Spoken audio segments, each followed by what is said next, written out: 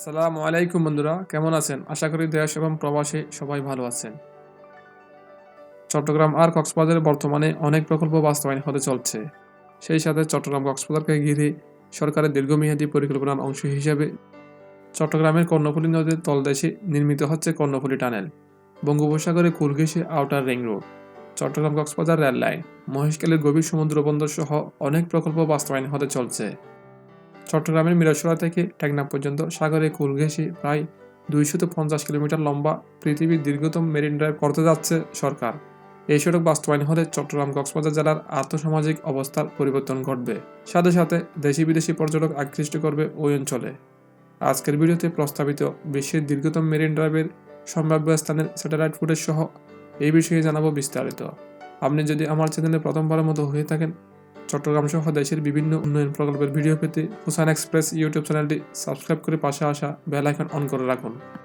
কক্সবাজারের টেকনাফ থেকে চট্টগ্রামের মিরসরাই পর্যন্ত সমুদ্রে কুল ঘেঁষে কম বেশি 170 কিলোমিটার মেরিন ড্রাইভ নির্মাণের উদ্যোগ নেওয়া হয়েছে। এটি যুক্ত হবে কক্সবাজার থেকে টেকনাফ পর্যন্ত বিদ্যমান 80 কিলোমিটার মেরিন ড্রাইভের সঙ্গে। সেই সাথে এই মেরিন ড্রাইভের দৈর্ঘ্য হবে 250 কিলোমিটার। ইতিমধ্যে এই সড়ক নির্মাণের সম্ভাব্যতা যাচাই, ফিজিবিলিটি স্টাডি ও নকশা তৈরির কাজ শুরু করেছেন অস্ট্রেলিয়ান পরামর্শক প্রতিষ্ঠান SMET ইন্টারন্যাশনাল। এখন আমরা স্যাটেলাইট ফুটেজের মাধ্যমে দেখব মেরিন ড্রাইভের সম্ভাব্য রাস্তা কোথায় হতে পারে। এখনও অ্যালাইনমেন্ট কাজ শেষ না হওয়ায় আমরা সম্ভাব্য রাস্তা কোথায় হতে পারে তা দেখাচ্ছি, যা একান্ত আমার ব্যক্তিগত মতামত। বন্ধুরা দেখতে পাচ্ছেন, এটা হচ্ছে বাংলাদেশের চিত্র, আর আমি যদি জুম করি, আর এটা হচ্ছে চট্টগ্রাম, এই ঠিক এটা হচ্ছে কক্সবাজার, আর কক্সবাজার এখানে হচ্ছে টেকনাফ, আর টেকনাফ থেকে এই কক্সবাজার পর্যন্ত প্রায় 80 কিলোমিটার বর্তমানে মেরিন ড্রাইভ আছে। তো আর বাকি আছে এই কক্সবাজার থেকে এই চট্টগ্রামের মিরসরাই পর্যন্ত। এখানে হচ্ছে মিরসরাই ইকোনমিক জোন হচ্ছে সেটা এখান থেকে শুরু হয়ে এই সমুদ্রের পাশ ঘেঁষে এদিকে এসে কুমিরার ওখানে এসে, আর বর্তমানে যে আউটার রিং রোড হচ্ছে ওখানে যুক্ত হয়ে চলে আসবে পতঙ্গায় কর্ণফুলী টানেল এলাকায়। তো এখান থেকে কর্ণফুলী টানেল দিয়ে এই রোডটি এখান থেকে বের হয়ে চলে আসবে চাতুরের চৌমোহনী এলাকায়। এখান থেকে এখন আমার ধারণা হচ্ছে যে বিদ্যমান সড়ক আছে পটিয়া আনোয়ারা বাঁশখালী, এই সড়ক ধরে আসতে পারে, অথবা এদিকে একটা সড়ক হতে পারে। আমার ধারণা এই সড়কই হবে মেরিন ড্রাইভের অংশ, কারণ এদিক দিকে যদি আসে এখানে একটা সাঙ্গু নদী আছে, তো এখানে যে আঁকা বাঁকা দিয়ে নতুন করে ব্রিজ করা অনেক ঝামেলা সৃষ্টি হবে। এখানে একটা ব্রিজ আছে, তো এই ব্রিজ কিন্তু মেরিন ড্রাইভের সাথে যুক্ত হতে পারবে। তো এখানে এসে আবার এদিকে সাগরের পাশের দিকে যেতে পারে, অথবা এই যে বাঁশখালী যে সড়কটা আছে এই সড়ক দিয়ে আবার এদিকে পেকুয়ার দিকে আসতে পারে। পেকুয়ার থেকে আবার এদিকে একটা সড়ক আছে, এই সড়ক দিয়ে এখানে আপনার এটা হচ্ছে মহেশখালী আসতে পারবে, অথবা এদিক দিয়ে চকরিয়া দিয়ে ঘুরে এদিকে ঈদগাহ হয়ে আবার চলে আসতে পারবে কক্সবাজারের দিকে।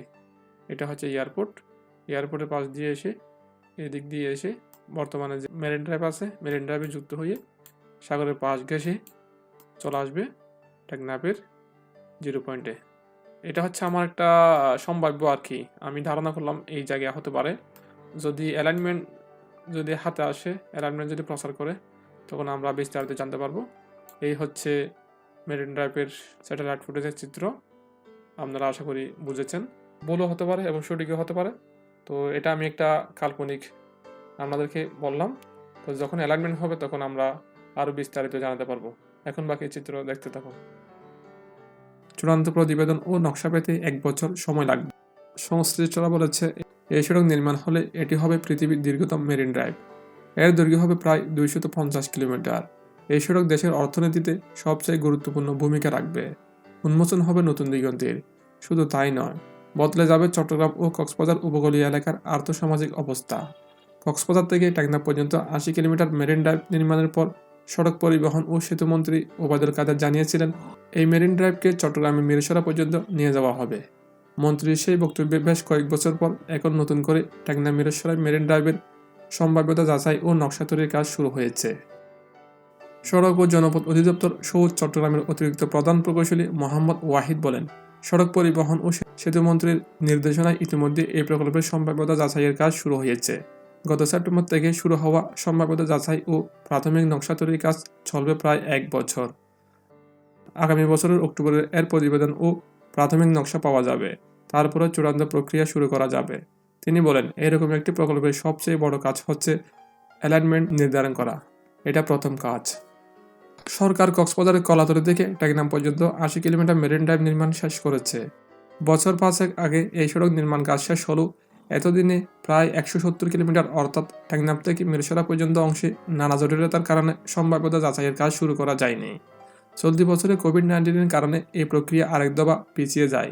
শেষ পর্যন্ত সম্ভাব্যতা যাচাইয়ের কাজ শুরু করতে পেরেছে সড়ক ও জনপথ অধিদপ্তর। সূত্রে জানিয়েছেন, অস্ট্রেলিয়ান SMET এই প্রকল্পের সম্ভাব্যতা যাচাই করে একটি প্রাথমিক নকশা দেবে। এটির জন্য 1 বছর অপেক্ষা করতে হবে। সম্ভাব্যতা যাচাই ও প্রাথমিক নকশা পাওয়ার পরই জানা যাবে সড়কটি কত কিলোমিটার দীর্ঘ হবে। এই প্রকল্পের সম্ভাব্যতা যাচাইয়ের জন্য সরকার 12,82,00,000 টাকা বরাদ্দ দিয়েছে।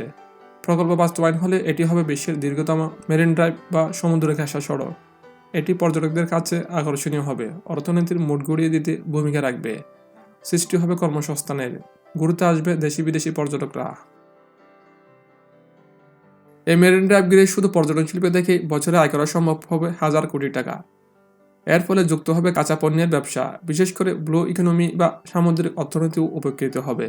সামুদ্রিক অর্থনীতিতে বাংলাদেশের যে অপার সম্ভাবনা রয়েছে সেটি কাজে লাগানো যেতে পারে এই মেরিন ড্রাইভ ব্যবহার করে। সমুদ্র থেকে যে পরিমাণ মৎস্য সম্পদ আহরণ করা হয় সেটি দ্রুততম সময়ে দেশের যে কোনো প্রান্তে পৌঁছে দেওয়া সম্ভব হবে। চট্টগ্রাম অঞ্চলের বিশেষ অর্থনৈতিক অঞ্চল সহ আশেপাশের এলাকার চেহারাও পাল্টে যাবে। এরপর পাশাপাশি এই প্রকল্প বাস্তবায়ন হলে দেশের পূর্বাঞ্চলে একটি নতুন অর্থনৈতিক বেল্ট তৈরি হবে, সুরক্ষিত হবে চট্টগ্রাম কক্সবাজার উপকূলীয় এলাকা।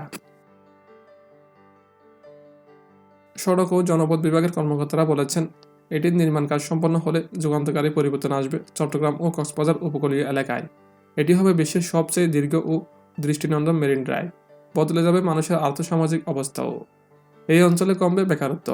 এটি চট্টগ্রামের পতেঙ্গায় নির্মাণাধীন চট্টগ্রাম বন্দর বে টার্মিনাল চিটাগং উপকূলে প্রস্তাবিত মিনি বন্দরের সঙ্গে যুক্ত হবে।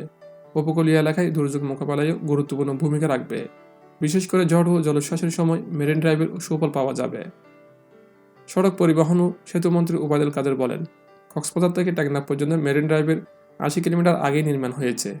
আমরা এটিকে একেবারে সাগর ঘেঁষে চট্টগ্রামের মিরসরাই পর্যন্ত নিয়ে যাওয়ার পরিকল্পনা করেছি। সমীক্ষা শুরু হয়েছে জানিয়ে তিনি বলেন, এই জন্য যথেষ্ট সময় লাগবে। এটি নির্মাণ হলে এই অঞ্চলের আর্থসামাজিক অবস্থার ব্যাপক উন্নতি হবে।